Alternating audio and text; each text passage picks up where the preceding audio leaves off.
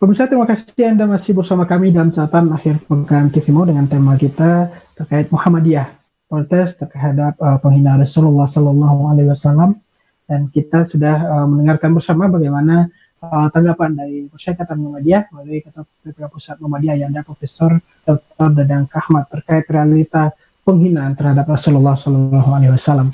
Baik, Anda bicara tentang persoalan Islam di mancanegara. Kemarin pada episode lalu kita bicara tentang realitas Islam di tanah air terkait bagaimana umat Islam, sikap pemerintah, dan kita lihat realita di dunia internasional terkait Islam khususnya di Perancis. Kita lihat Islamofobia semakin meruncing, namun ada hal positif juga, perkembangan umat Islam, pertumbuhan umat Islam juga kian besar di negara tersebut. Bagaimana tanggapan Anda? Ya, jadi Allah ada firman Allah, yuriduna yutfi'u nurallah bi afwahim wa yaballahu ayyutima nurahu walau karihal kafirun. Banyak orang yang menginginkan padamnya cahaya Allah atau agama Allah, agama Islam.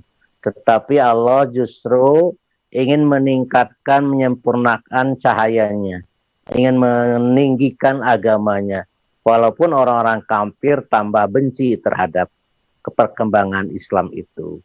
Ini firman Allah dalam surat At-Taubah yang kita wajib imani. Jadi walaupun banyak sekali cemoohan-cemoohan Islamofobia di negara barat, justru Islam itu makin menyebar. Dan saya dapatkan video agama yang paling cepat pengembangannya di dunia ini adalah agama Islam. Betapa Eropa, Amerika, termasuk Amerika Selatan, itu banyak orang-orang yang konversi memeluk Islam. Dan bukan orang-orang sembarangan, kadang-kadang mereka artis, terus juga politikus, bisnismen, ya, sampai ke orang-orang yang ilmuwan itu banyak yang memeluk Islam. Karena mereka kadang-kadang memeluk setelah mereka diberi Al-Quran, membaca Al-Quran, karena Al-Quran itu kan bebas, kadang-kadang dijual bebas atau diberikan sebagai hadiah kepada orang-orang yang menginginkannya.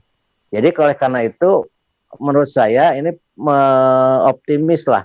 Tetapi walau karya kafir, orang kafir tambah benci lagi, tambah ngunek-ngunek lagi di dalam hatinya tentang mereka merasa bahwa Islam itu akan menyisihkan kehidupan mereka, akan menyisihkan agama mereka, ya, termasuk juga membatasi keinginan-keinginan syahwat mereka, sehingga mereka mengadakan fitnah, perlawanan maupun gerakan-gerakan Islamofobia yang ketakutan sekali terhadap Islam.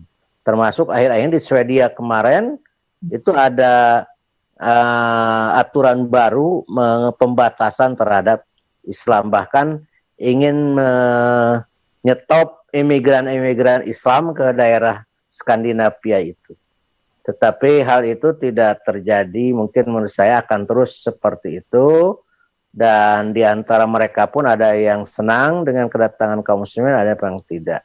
Tetapi janji Allah yang saya sebutkan tadi, ayyutima nurahu wa yaballahu ayyutima nurahu, dan Allah justru akan menyempurnakan agamanya, dan ini melahirkan tambah kebencian bagi orang-orang kafir dan orang-orang musyrik.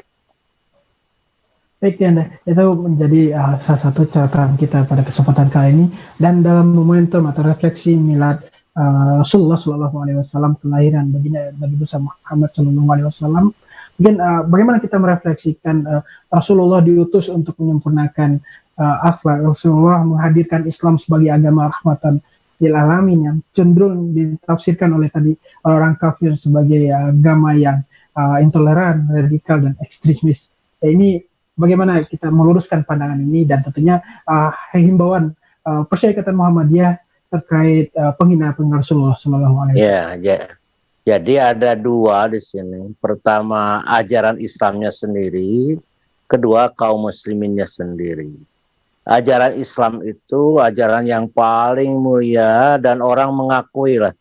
Kalau ilmuwan-ilmuwan, pendeta-pendeta ditanya tentang Islam, mereka mengatakan secara dogmatis, secara teologi, secara ajaran Islam itu luar biasa.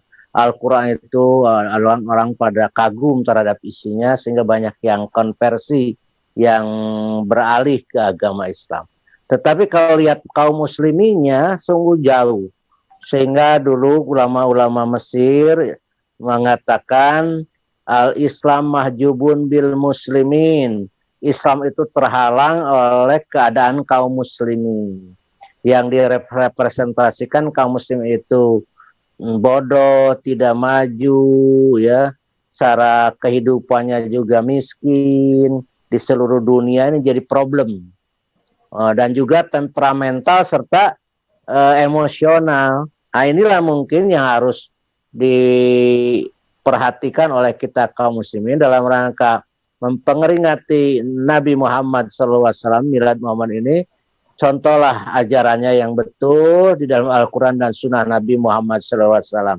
Dan sekarang terus terang saja, Ananda, pemirsa, ajaran asli Nabi Muhammad, Al-Quran dan Sunnah itu ditinggalkan, lebih banyak dibaca adalah buku-buku, kitab-kitab yang dikarang oleh para ulama berkenaan dengan agama Islam.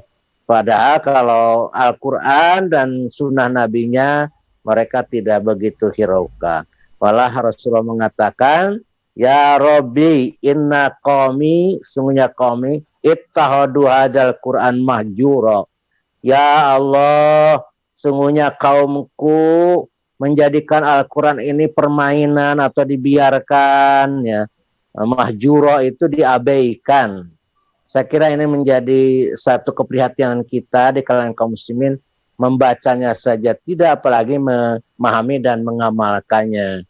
Untuk itu saya menghimbau kepada seluruh kaum muslimin termasuk warga Muhammadiyah, mari kita amalkan ajaran Kangjeng Nabi Muhammad SAW, baik yang terdapat dalam Al-Quran maupun dalam Sunnah Nabi Muhammad SAW. Dan kepada kita, siapapun yang menghina Nabi, kita akan protes melalui jalur-jalur yang disahkan. Jangan sampai kita bertindak sendiri, jangan sampai kita melakukan tindakan-tindakan hukum yang emosional dalam bentuk apapun juga. Itu tidak diperkenankan, karena kita orang Muhammad itu mengindahkan segala hukum dan peraturan yang berlaku. Itu Ananda, ya. Sekian, terima kasih. Satu lagi mungkin khusus di momentum milad baginda Nabi besar Muhammad SAW, yang mungkin di tengah keadaan realitas umat dan kebangsaan kali ini, mungkin ada pesan-pesan dari Persyarikatan Muhammadiyah dalam momentum ini. Ya, saya kira saya katakan dalam milad kali ini, ya, kita lebih banyak kepada introspeksi diri kita sendiri, ya. Sudah sejauh mana kita sebagai kaum muslimin mencontoh Nabi, sudah sejauh mana kita melaksanakan ajaran Nabi Muhammad SAW.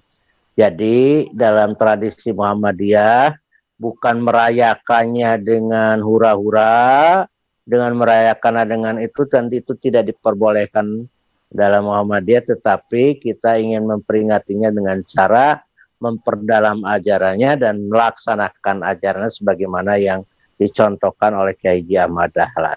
Itu anak-anak. Baik, Anda, terima kasih atas pemaparan dan bagaimana sikap Persyarikatan Muhammadiyah terkait penghinaan Rasulullah, dan tentunya Islam telah memberikan beberapa catatan terkait penghinaan Rasulullah, baik apakah itu dari kalangan Islam maupun orang kafir, dan semoga momentum ini semakin menumbuhkan kekuatan umat Islam, dan hingga ke depan tidak ada lagi kelompok atau golongan tertentu yang berani menghina Islam, karena insya Allah kita akan menghadirkan bagaimana Islam yang rahmatan lil alamin tentunya. Terima kasih Anda atas waktu dan pemaparannya, sekaligus dalam momentum refleksi Rabiul Awal ini dalam bulan kelahiran Rasulullah SAW. Terima kasih Anda atas waktu. Ya, pemirsa, demikianlah perbincangan kita dalam catatan akhir pekan kali ini dengan tema Muhammadiyah protes terkait penghinaan Rasulullah. Dan insya Allah catatan akhir pekan dengan akan hadir kembali dengan berbagai tema-tema menarik tentunya dan perspektif Persyarikatan Muhammadiyah, baik itu persoalan keumatan dan kebangsaan maupun realitas aktual tentunya bicara tentang keislaman. Dan akhir kata saya Samarsha mengucapkan terima kasih atas perhatiannya. Mohon maaf atas segala kekurangan. Bila fisabilil haq, fastabiqul khairat, nasrullah wa fatun qarib. Wassalamualaikum warahmatullahi wabarakatuh. Waalaikumsalam warahmatullahi wabarakatuh.